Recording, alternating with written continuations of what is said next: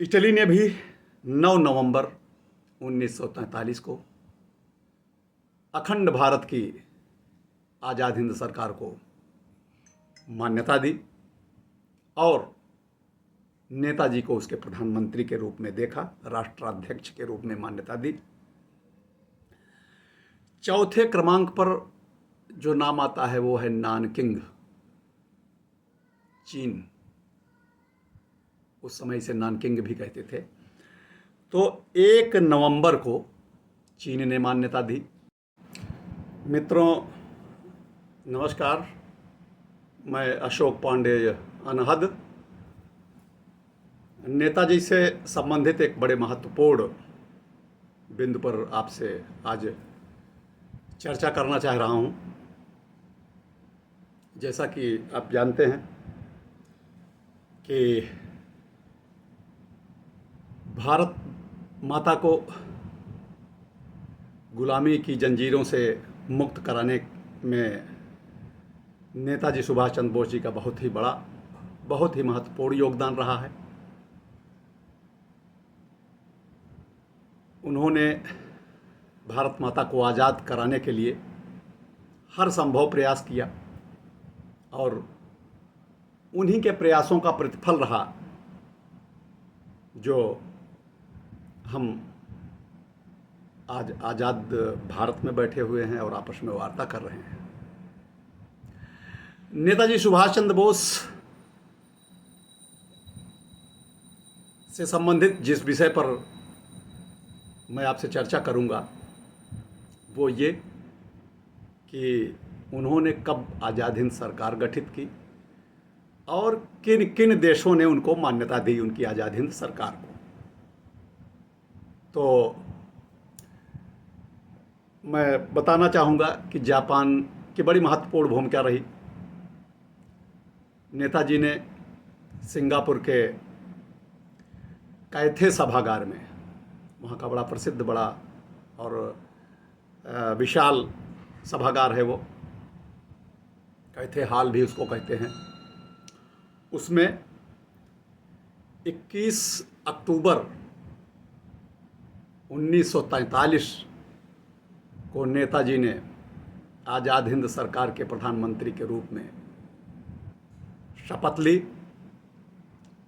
और उस शपथ समारोह में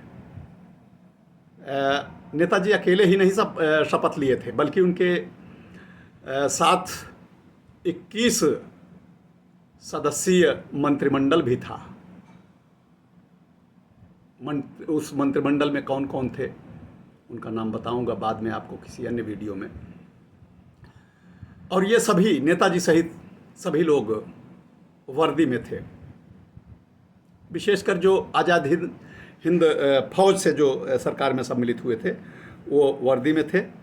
स्वयं नेताजी भी वर्दी में ही रहकर शपथ ग्रहण किए थे। इंडियन इंडिपेंडेंस लीग की जो शाखाएं थी भिन्न भिन्न देशों में, जैसे मलाया, जावा, सुमात्रा, हांगकांग, श्याम, सिंगापुर और दक्षिण एशिया के देशों की अन्य देशों की जो शाखाएं थीं, उन सभी के प्रमुख, उन सभी के प्रतिनिधि इसमें सम्मिलित थे। अपार जनसैलाब था। इस दृश्य का साक्षी बनने के लिए और शपथ ग्रहण समारोह 21 अक्टूबर 1943 को हुआ सरकार का। जैसा कि मैंने बताया 21 तारीख की शाम को नेताजी ने मंत्रिमंडलीय सहयोगियों के साथ एक बैठक ली। बैठक 22 को भी हुई और 23 को नेताजी ने आज़ाद हिंद सरकार के रेडियो, इंडियन इंडिपेंडेंस लीग का जो रेडियो स्टेशन था, उससे ब्रिटेन और अमेरिका के खिलाफ युद्ध की घोषणा कर दी। द्वितीय विश्व युद्ध चल ही रहा था उस समय। एक बड़ा महत्वपूर्ण बिंदु माना गया है विश्व की दृष्टि में कि आज़ाद हिंद सरकार ने भी इस युद्ध में हिस्सा ले लिया है। 24 अक्टूबर को नेताजी ने उत्साह वर्धन करने हेतु जबरदस्त उद्बोधन दिया और उसी में दिल्ली चलो का नारा उन्होंने दिया कि दिल्ली चलो, निर्बाध, तुम मुझे कौन दो, मैं तुम्हें आज़ादी दूंगा, दिल्ली चलो, हम लोग दिल्ली की तरफ बढ़ते हैं। और ऐसा नहीं कि ये एक काल्पनिक सरकार बन गई।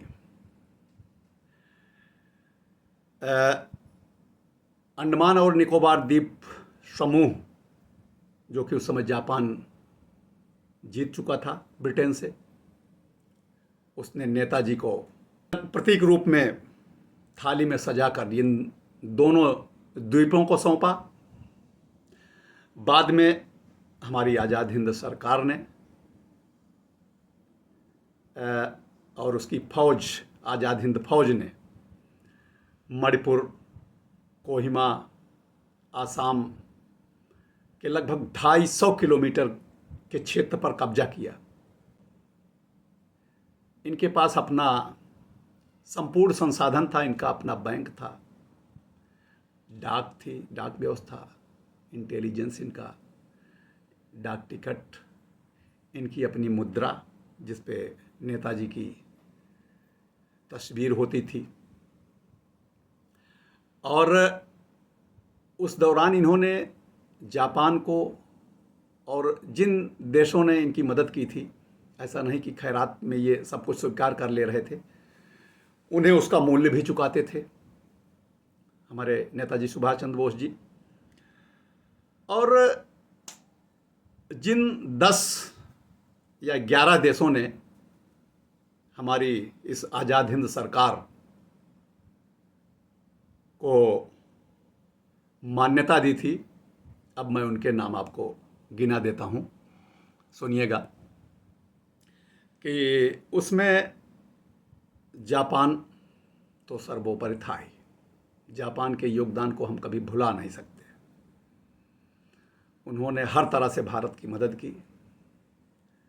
आज़ाद हिंद के फौज के साथ कंधे से कंधा मिलाकर उनकी सेना लड़ रही थी। आज़ाद हिंद सैनिकों के लिए रसद वगैरह की आपूर्ति भी जापान ही करता था। अस्त्र शस्त्र भी उस समय जापान ने दिए थे। तो आप विचार करिए कि इतना योगदान कौन कर सकता है। तो हम जापान के ऋणी हैं।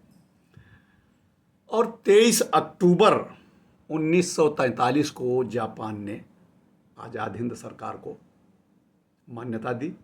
21 अक्टूबर को गठन हुआ सरकार का और 23 को इन्होंने मान्यता दे दी। दूसरा नाम है जर्मनी का। जर्मनी, हिटलर को तो आप जानते हैं। हिटलर का भी बहुत ही महत्वपूर्ण योगदान रहा। हमारे नेताजी को उन्होंने पूरी तरह से सपोर्ट किया।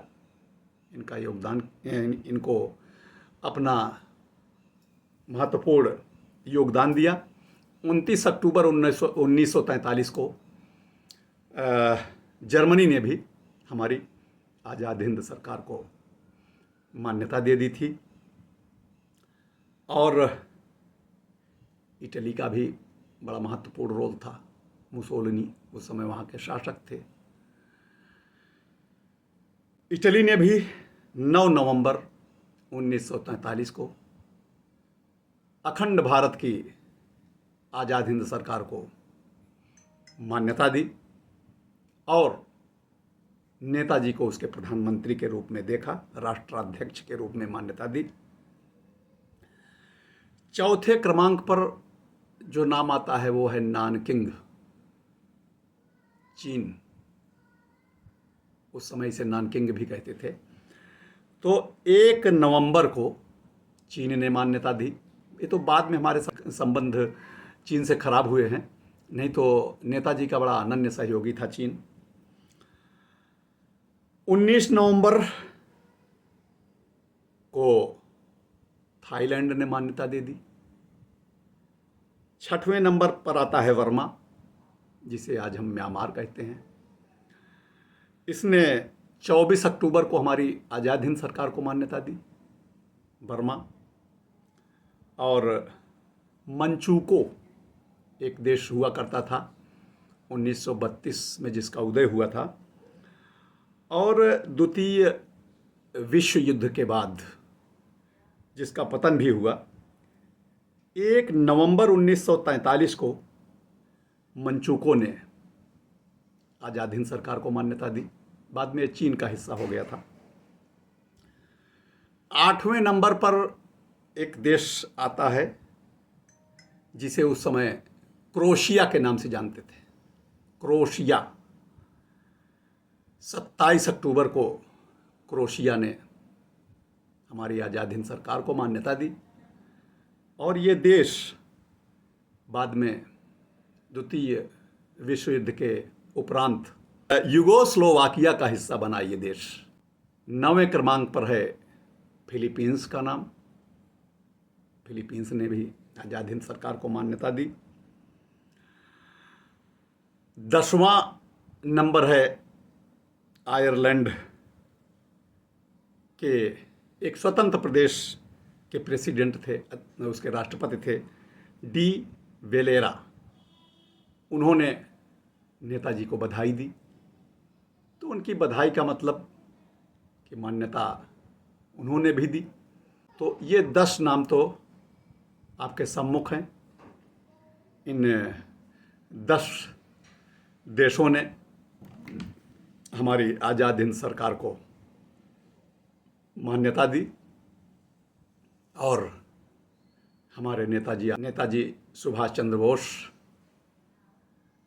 दहाड़ते रहे।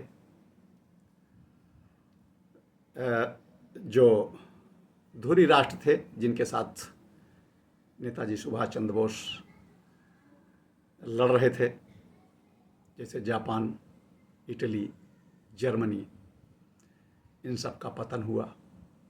शायद अगर ऐसा ना हुआ होता और जापान ही अगर ना हारा होता, जापान पर 6 अगस्त और 9 अगस्त को हिरोशिमा और नागासाकी पर अमेरिका ने परमाणु बम गिरा दिया, जिसके कारण जापान को आत्मसमर्पण करना पड़ा। अगर जापान ही बचा रहता तो शायद तस्वीर कुछ और होती। लेकिन हमारे ये जो धुरी राष्ट्र, जो हमारे मित्र थे, हमारे नेताजी के मित्र थे, ये हार गए। और उसके बाद कहानी कुछ उलट हो गई।